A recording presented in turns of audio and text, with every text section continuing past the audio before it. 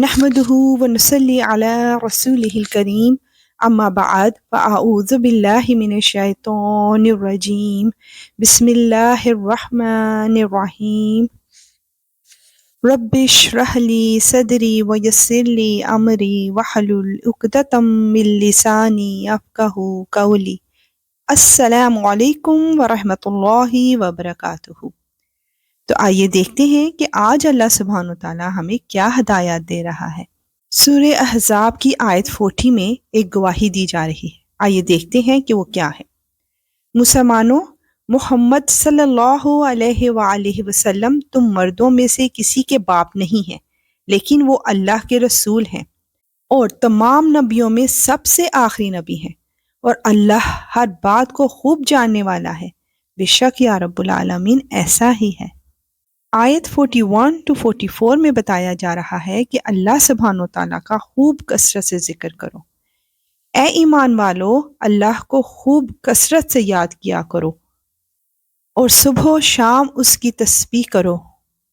وہی ہے جو خود بھی تم پر رحمت بھیجتا ہے اور اس کے فرشتے بھی، تاکہ وہ تمہیں اندھیروں سے نکال کر روشنی میں لے آئے، اور وہ مومنوں پر بہت مہربان ہے۔ الحمدللہ۔ جس دن مومن لوگ اللہ سے ملیں گے اس دن ان کا استقبال سلام سے ہوگا، اور اللہ نے ان کے لیے باعزت انعام تیار کر رکھے ہیں۔ سبحان اللہ۔ یا اللہ تو ہمیں بھی ان مومن لوگوں میں شامل فرما دے۔ نیکسٹ 2 آیات میں نبی اکرم صلی اللہ علیہ وآلہ وسلم کی خصوصی شان بیان کی جا رہی ہے۔ اے نبی، بے شک ہم نے تمہیں ایسا بنا کر بھیجا ہے کہ تم گواہی دینے والے، خوشخبری سنانے والے اور خبردار کرنے والے ہو، اور اللہ کے حکم سے لوگوں کو اللہ کی طرف بلانے والے اور روشنی پھیلانے والے چراغ ہو۔ سبحان اللہ۔ الحمدللہ۔ آیت 47 to 48 میں بتایا جا رہا ہے کہ نبی صلی اللہ علیہ وآلہ وسلم کا معاملہ بندوں کے ساتھ کیسا ہے۔ تم مومنوں کو خوشخبری سنا دو کہ ان پر اللہ کی طرف سے بڑا فضل ہونے والا ہے، اور کافروں اور منافقوں کی بات نہ مانو، اور ان کی طرف سے جو تکلیف پہنچے اس کی پرواہ نہ کرو، اور اللہ پر بھروسہ کیے رہو، اور اللہ رکھوالا بننے کے لیے کافی ہے۔ بے شک یا رب العالمین۔ الحمدللہ۔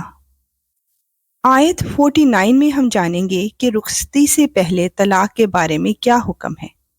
اے ایمان والو، جب تم نے مومن عورتوں سے نکاح کیا ہو، پھر تم نے انہیں چھونے سے پہلے ہی طلاق دے دی ہو، تو ان کے ذمہ تمہاری کوئی عدت واجب نہیں ہے جس کی گنتی تمہیں شمار کرنی ہو، لہٰذا انہیں کچھ تحفہ دے دو اور انہیں خوبصورتی سے رخصت کر دو۔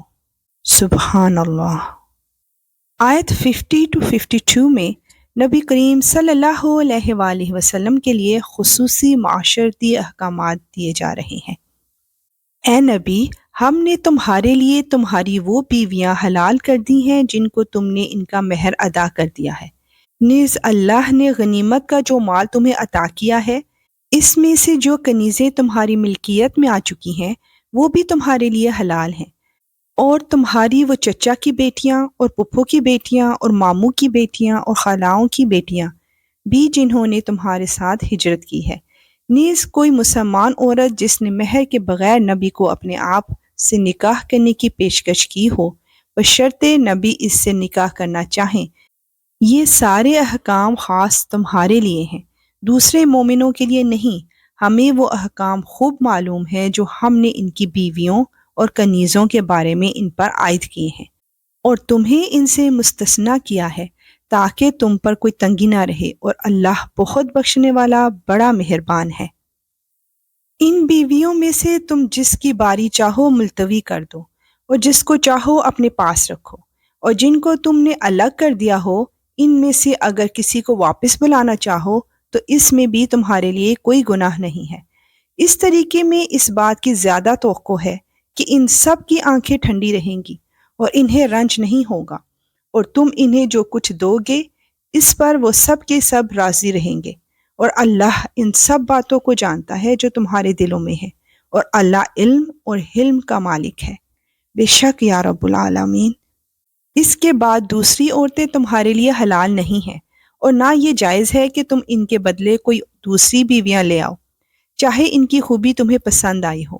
البتہ جو کنیزیں تمہاری ملکیت میں ہوں وہ تمہارے لیے حلال ہیں، اور اللہ ہر چیز کی پوری نگرانی کرنے والا ہے۔ سبحان اللہ۔ اے اللہ تو ہمیں حق کو حق دکھا اور اس پر چلنے کی توفیق عطا فرما، اور باطل کو باطل دکھا اور اس سے بچنے کی توفیق عطا فرما۔ آمین۔ انشاءاللہ ملیں گے نیکسٹ آیات کے ساتھ۔ اب اجازت، وآخر دعوانا ان الحمد للہ رب العالمین۔ سبحانک اللہم وبحمدک، اشہد ان لا الہ الا انت، استغفرک واتوب الیک۔ السلام علیکم ورحمۃ اللہ وبرکاتہ۔